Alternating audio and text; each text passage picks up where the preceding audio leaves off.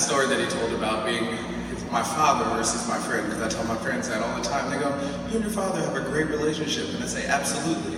And my dad told me a long time ago, Chris, I want to be your friend. I hope you make the decisions that allow me to be your friend. But when you force me to choose, I will always be your father. So I laughed when he said that. Also, the birth story, I'd actually never heard the story. I did 26 hours of labor, and that was where it stopped. So it was interesting that perseverance started from the day I was born and has continued throughout. So as my father said, perseverance, very, very hard. Going through, I'm looking at the graduates, and for the first time, the undergraduate is the oldest graduate. So this is actually going to be very good for these young people as they move on. When Deacon Irvin asked me to speak, the first thing I did was go to my father, because whenever I have to do anything, I go to my father. And without hesitation, he said, perseverance. You know your story. It's a story of perseverance. And I said, absolutely, Dad. So I went to my Bible and was reading through the different verses, and there was perseverance this, perseverance that, but I landed on Hebrews 10:35 and 36. I'm just going to read that real quick for you. It says, cast not away therefore your confidence, which hath great recompense of reward, for ye have need of patience, that after ye have done the will of God, ye might receive the promise. May God add a blessing to the reading of his word. Amen. What I found from reading that is that it was broken down into 4 pieces. But before I get into that, I'm just going to tell a little bit of my story. As my dad told, I will continue the postgraduate. So I graduated on Saturday, May 14th of this year. I will never forget that day. Now, what I knew is that I was not going to grad school right away, and being in the family that I am from, not working was not an option. So I began applying for jobs probably about February, March time before graduation. And I was talking to my mom, where should I apply, what should I do? We sent my resume to 6 people, it went through 6 people, got edited, and I probably applied to 200 or 300 jobs in the course of 3 months. And I was either working at school, doing homework, or applying for jobs. That's what it was. And so what ended up happening is I graduated on a Saturday, moved back to Saturday right after graduation, came to church on Sunday, and had 6 job interviews between Monday and Wednesday. Now, we knew going in that a lot of these jobs were jobs that I did not want to do, but I was told a long time ago, sometimes you do what you have to do in the beginning so you can do what you want to do later. So I had 6 interviews, and over the course of these interviews, they were in Naperville, they were in the city, they were everywhere. So, you know, you'd listen to music in your car, and there was a song by Chance the Rapper on his newest mixtape that's called Blessings. And I listened to this song going to every interview because the chorus says, blessings keep falling in my lap. And I knew that after everything that I had gone through to graduate, that graduating in itself was a blessing, let alone the blessing that was to come. So in listening to this song, it was getting me in the right mindset for these interviews. So I went on these 6 interviews, and I was persevering through them. I was interviewing at jobs, and I was calling my parents right after saying, I knew 5 minutes in that wasn't the job for me. If they offer me and it's the only job, I'll have to take it, but that's not the one. And so I go through these 6 interviews, and I got to one, and I said, wow, I really like this job. It was working at UIC in a social work program. And I really liked the job, but I knew something wasn't quite right, but it was a job that if I got it, I would be willing to do it and actually enjoy it. And then I got to the 6th of the 6 interviews. It was at Garfield Park Behavioral Hospital. The interview started at 2 and ended at 3:30. I called both my parents and said, this is the job for me. This is the job I want.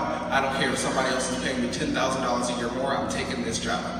Since I've been home, I've been picking my mother up from the train when she gets off work. I picked my mom up from the train at 5 o'clock on that Wednesday. I was able to show her an offer letter from Garfield Park by the time I picked her up. The job interview ended at 3:30. By 5 o'clock, I was signing an offer letter and having my mom fax it back to me. Like I said, blessings kept falling in my lap. But it wasn't that God would just bless you if you do nothing. God blesses the one who perseveres and does what they're supposed to do. And what I've learned is that you want to receive the reward that God has for you. The verse says, recompense of reward, and you will receive the promise. And what I found is that there are 4 keys to receiving the reward that God has for you. The first of these keys is confidence. As it says in the beginning, cast not away, therefore, your confidence. And you have to be confident. If nobody else is going to be confident in you, you have to be confident in you. Henry Ford said, Whether you think you can or you can't, you are correct. It does not matter what other people say you can do. It does not matter what other people say you cannot do. If you feel that you can do it, then you can do it. My parents can want me to graduate as much as they did, but until I said that I could do it, it was not going to happen.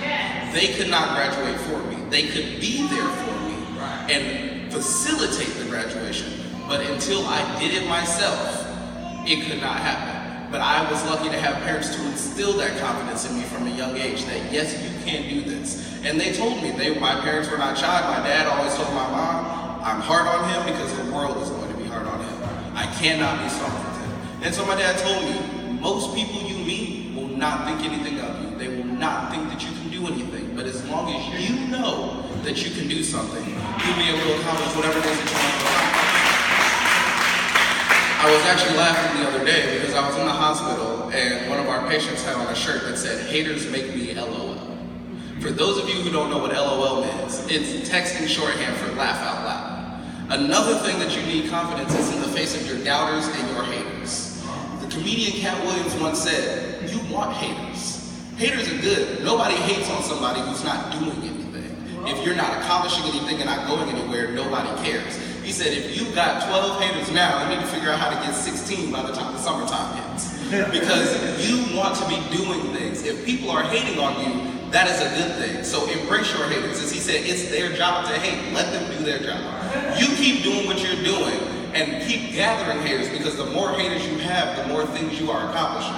But in the face of those haters and those doubters, you need to have the confidence in yourself. When they say you can't do it because you're from West Garfield, you can't do it because nobody in your family has graduated, you can't do it because this and that, and this person did this, and you're from this neighborhood, and you have this name, and you go to this church, that doesn't matter. If you think that you can do it, you can do it. Because there was a time where I wasn't sure I was going to graduate. I was considering joining the military. And then we met Dr. Thomas, and God took over from there, and I was in Western and out of Western before I could turn around and look. The second key is recompense. Recompense is defined as reward given for effort made. The key to that is effort. Nobody's just going to give you anything. Like I said earlier, blessings keep falling in my lap, but they're not truly falling. It's that God is dropping them down for the work that I am doing. When you put in the effort, you will get the reward. But nobody gets the reward without effort. By a show of hands, who here has a job? How many of you have ever gotten a check from that job for not going to work? Exactly. The effort that you put in gets you the reward. None of us got to sit at this front table today by just going to school and sleeping or not going at all. We had to put in the effort of doing the work, of learning the material, of making the right decisions. And then the reward is that you get to sit at this table, have people honor you, and then go on and do great things. You have to put in the effort. But when you're trying to get your blessing, it has to be the true effort. Because God knows what you're capable of. God knows if you're doing just enough to pass, then all he's going to do is give you what you earned. But if you put in your effort, my dad told me a long time ago, a hard C is better than an easy A. Because you'll appreciate that hard C more because you worked for it. You have to put in the correct effort. If I know I can get an A and I only get a B, that's on me. And then my reward shows it, and my GPA is just that much lower.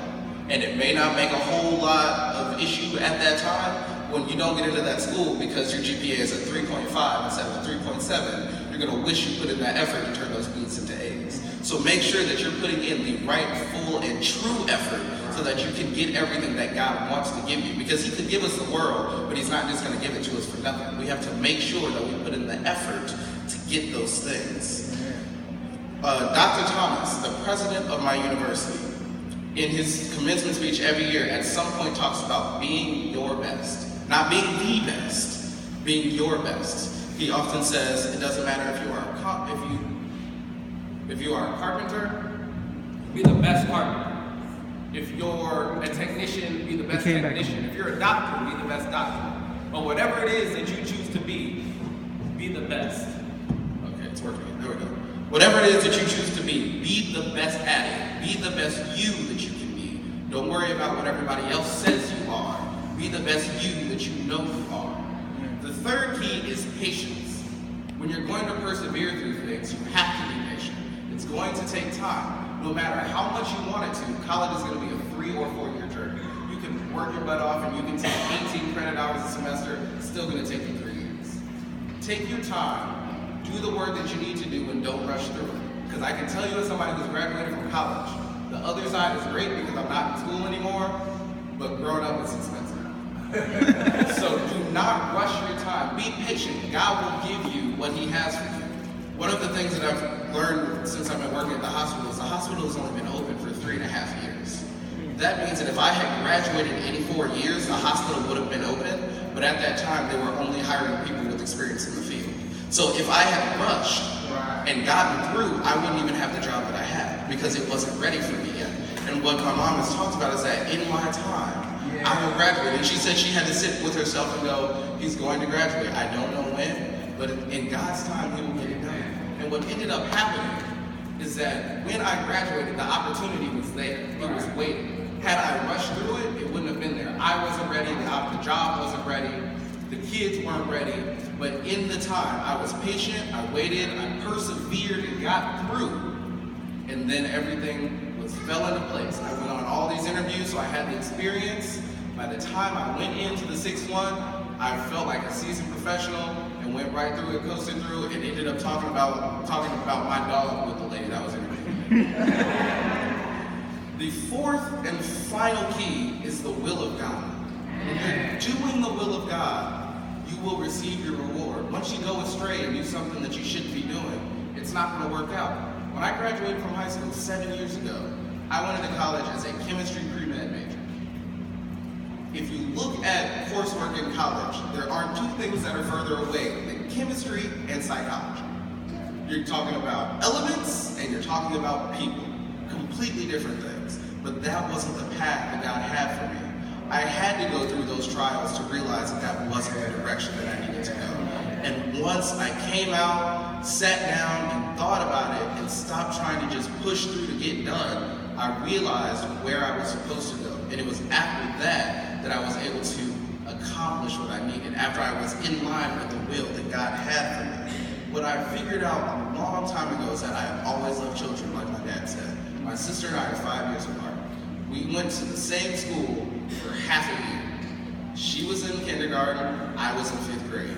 That was the first time I worked with children. I would volunteer and go read to her class. And I loved it. It was the most amazing thing to me. So I'm sitting here 11 years old, 10, 11 years old, reading to 5-year-olds. And I should have known from then that that was the field that I was supposed to go into, but it took some time. But after I thought about it, I did that. I coached my cousins. I coached kids in the city. I worked with the youth in the church. I've always had a passion for children.